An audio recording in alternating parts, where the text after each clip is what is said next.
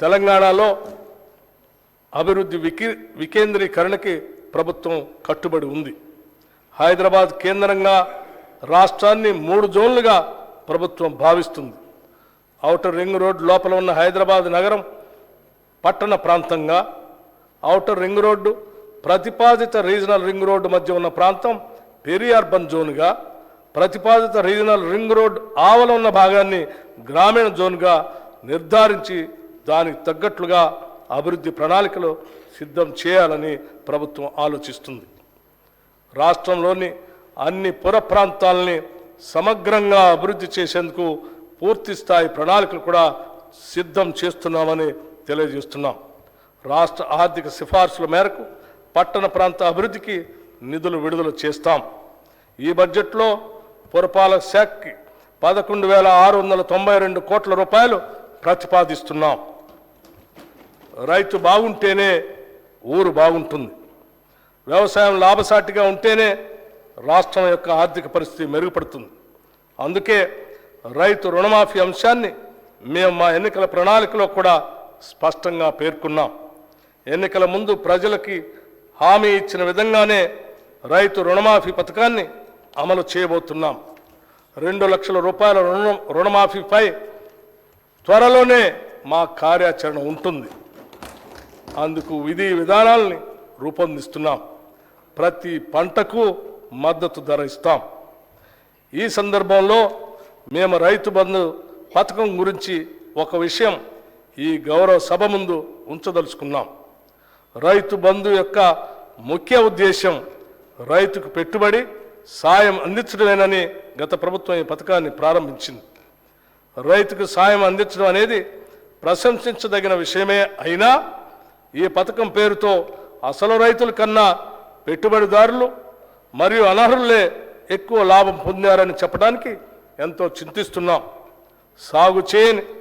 సాగు చేయటానికి పనికిరాని కొండలు, గుట్టలు, ఆఖరికి రోడ్లు ఉన్న స్థలానికి కూడా రైతు బంధు సాయం ఇచ్చారు.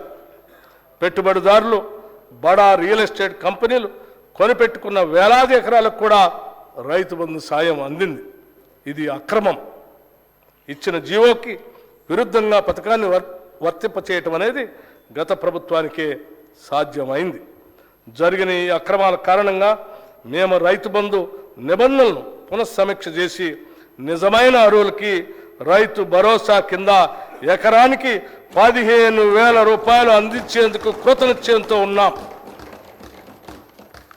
గతంలో భిన్నంగా మేము కౌలు రైతులకు కూడా రైతు భరోసా సాయాన్ని ఇవ్వటానికి మార్గదర్శకాలు సిద్ధం చేస్తున్నాం. అదేవిధంగా ప్రధానమంత్రి ఫసల్ బీమా యోజన కార్యక్రమాన్ని ఆధారంగా చేసుకొని రాష్ట్రంలో పంటల బీమా పథకాన్ని పటిష్టంగా అమలు చేయబోతున్నాం. పశ్చిమ బెంగాల్లో అమలు జరుగుతున్న తీరును పరిశీలించిన అనంతరం దానికి సంబంధించి తుది నిర్ణయాన్ని తీసుకుంటామని ఈ సందర్భంగా మనవి చేస్తున్నాం. రైతు బీమా పథకాన్ని కౌలు రైతులకు కూడా అమలు చేసేందుకు చర్యలు తీసుకుంటున్నాం. అందుకు అవసరమైన మార్గదర్శకాలని రూపొందిస్తున్నాం. విత్తన భండాగారంగా ఉన్న తెలంగాణ ఇంకా ఎంతో ప్రగతిని సాధించడానికి అవకాశం ఉండి కూడా సాధించలేకపోయింది. విత్తనం నాణ్యమైనది అయితేనే రైతుకు మేలు కలుగుతుంది. విత్తనం నాసిరకంది అయితే రైతు శ్రమంతా బూడిదలో పోసిన పన్నీరు అవుతుంది. పంట చేతికి రాకపోవటమే కాకుండా అప్పటి వరకు పెట్టిన పెట్టుబడి అంతా వృధా అయిపోతుంది. గత ప్రభుత్వ హయాంలో నకిలీ విత్తనాల సమస్య తీవ్రంగా ఉండేది. గత ప్రభుత్వం అచేతనం వల్ల, నకిలీ విత్తనాల వల్ల అనేక మంది రైతులు మోసపై ఆత్మహత్యలకు కూడా పాల్పడ్డారు. నాసిరకం విత్తనాల్ని, నకిలీ విత్తనాల్ని అరికట్టేందుకు మా ప్రభుత్వం కఠిన చర్యలు తీసుకుంటుంది. రైతుకు నష్టం చేసే ఏ విత్తన వ్యాపారిని మా ప్రభుత్వం ఉపేక్షించదు. దీనితో పాటు నాణ్యమైన విత్తన ఉత్పత్తి విషయాల్లో పురోభివృద్ధి సాధించేందుకు సకల చర్యలు చేపడుతున్నాం. ఈ మేరకు త్వరలో ఒక నూతన విత్తన విధానం తీసుకురాబోతున్నాం. ఈ సంవత్సరంలో ఆయిల్ పామ్ సాగు విత్తన అదనంగా 1,00,000 ఎకరాలు పెంచడానికి తగు చర్యలు తీసుకుంటున్నాం. ఇవన్నీ రైతుని రాజును చేయటానికే మేము తీసుకోబోతున్న చర్యలు. ఈ బడ్జెట్లో వ్యవసాయ శాఖకి 19,746 కోట్ల రూపాయలు ప్రతిపాదిస్తున్నాం.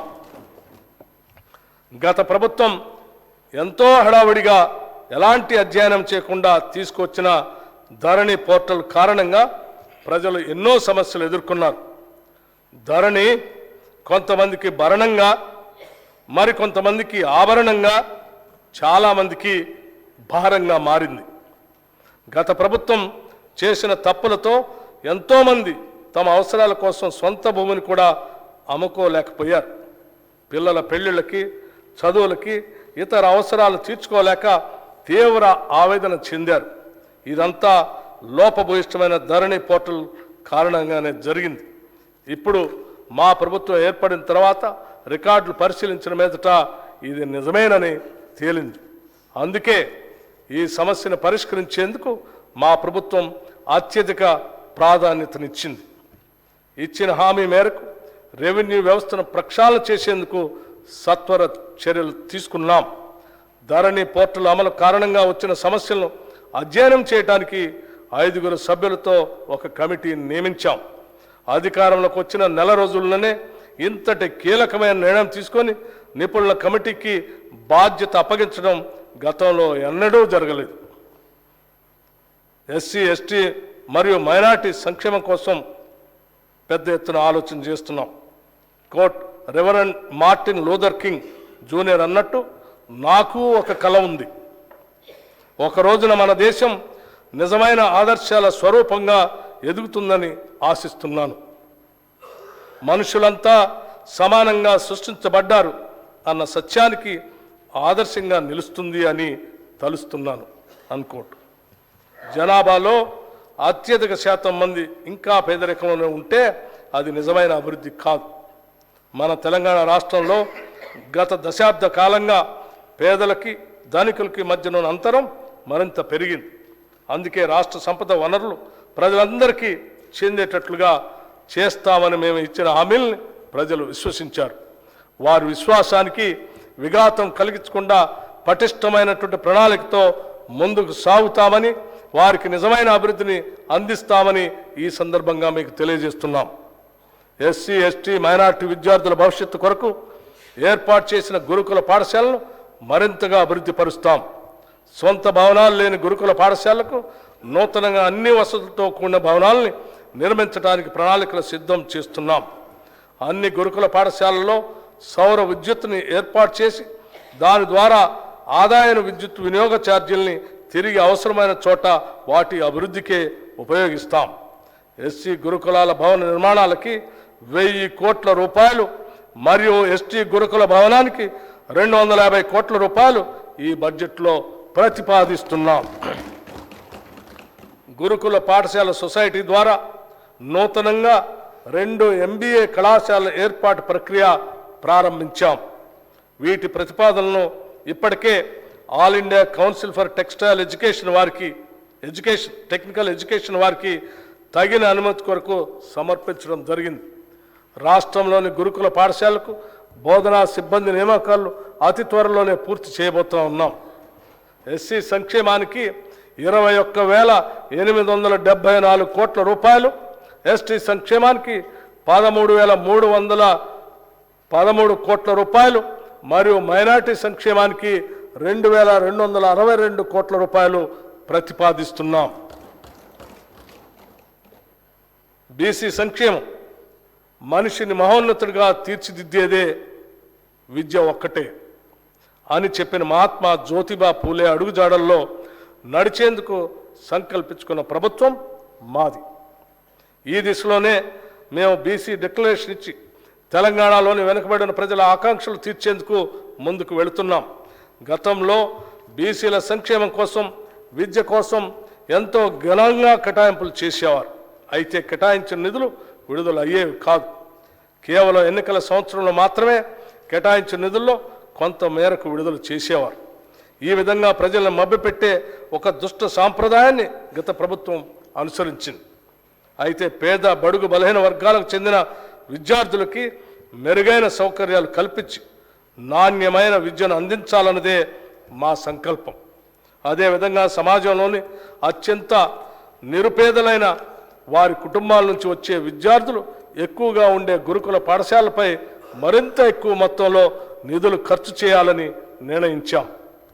కేంద్రం అమలు చేస్తున్న సావిత్రిబాయి పూలే అభ్యుదయ యోజన పథకం నుంచి కూడా అదనపు నిధులు సాధించి తెలంగాణలో పకడ్బందీగా అమలు చేస్తాం. బీసీ విద్యార్థులకి ఉపకార వేతనాలను క్రమం తప్పకుండా అందిస్తాం. అంతేకాదు విదేశీ విద్యా పథకం కింద మరింత ఎక్కువ మంది విద్యార్థులకు చేయూత అందిస్తాం. ఈ చర్యల ద్వారా బలహీన వర్గాలకు చెందిన విద్యార్థులు మరే ఇతర విషయాల గురించి ఆలోచించకుండా విద్యాభ్యాసం చేసి జీవితంలో ఉన్నత శిఖరాలకు అందుకునే విధంగా వారికి సహాయపడతాం. ప్రైవేటు భవనాల్లో ఉన్న బీసీ హాస్టళ్లకు ప్రభుత్వ భవనాలు కట్టిస్తాం. రాష్ట్రంలో ఉన్న వెనుకబడిన తరగతుల గురుకులాలకు స్వంత భవనాల నిర్మాణానికి ఈ బడ్జెట్లో 1546 కోట్ల రూపాయలు ప్రతిపాదిస్తున్నాం.